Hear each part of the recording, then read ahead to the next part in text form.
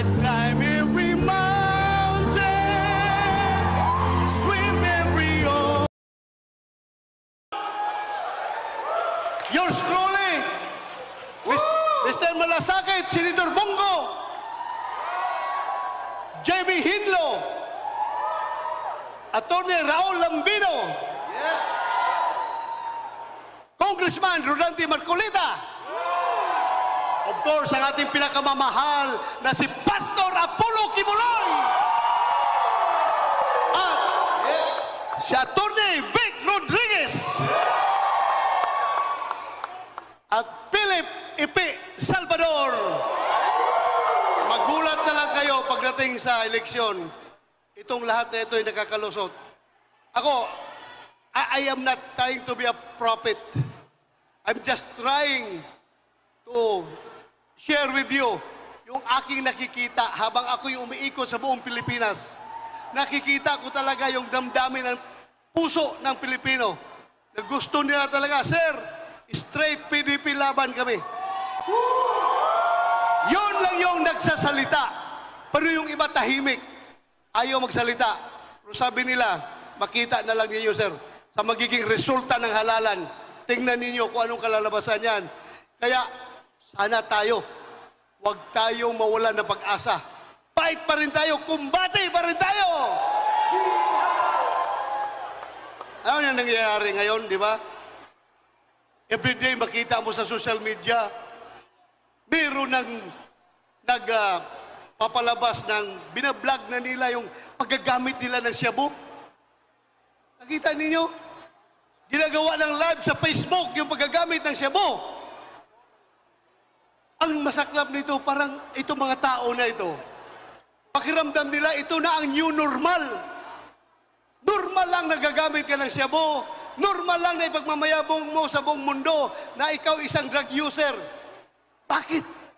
Ano na nangyari sa utak ng ating mga kababayan? Hahayaan ba natin na magiging ganito na lang palagi? Hindi! Kaya tayo andito dahil nga sabi natin, ayusin natin ang ating bayan rally. Yan ang purpose sa rally na ito. Ang mahirap dyan, yung ating mga anak, kabataan natin, wala tayong control sa kanila. Sila sige scan sa social media at nakikita nila itong mga adik na gumagamit ng shabu na pinag-post yung kanilang illegal activity. Anong isipin ng kabataan?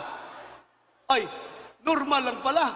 Ay, sikat ka pala kung gagamit ka ng shabu. Kikita ka pa dahil ginagawa mong content sa iyong vlog yung paggagamit ng shabu.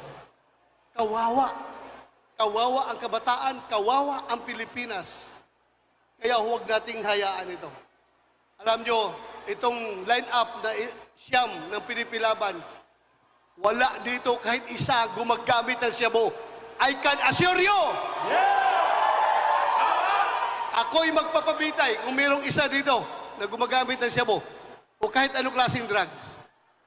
Itong mga tao na ito, malinis talaga. I can assure you. Kaya, tulungan natin ito sila dahil sila ay magiging team na tagapaglinis ng ating bayan. Tutulong sila sa ating kampanya laban sa illegal na droga. Siguro mahaba na aking sinasabi. Marami pa kong gusto isumbong sa inyo. Pero, sige na lang, next meeting natin, habaan natin aking pananalita. Kakanta na lang ako siguro. Alam nyo, si Atty. Jimmy Bundok, professional singer yan. Si Bato, professional boxer dati. Boxer lang. Pero pipilitin ko pa rin kumanta para sumaya naman kayo. Di ba? Wala na nga kayong ayuda. Wala kayong tinatanggap na akap. Tapos, wala pa kayong marinig na konting entertain.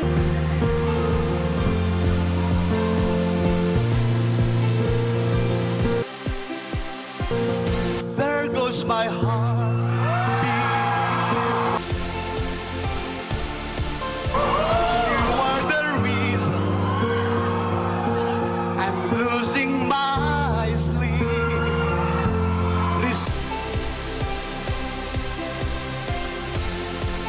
Now my mind raising.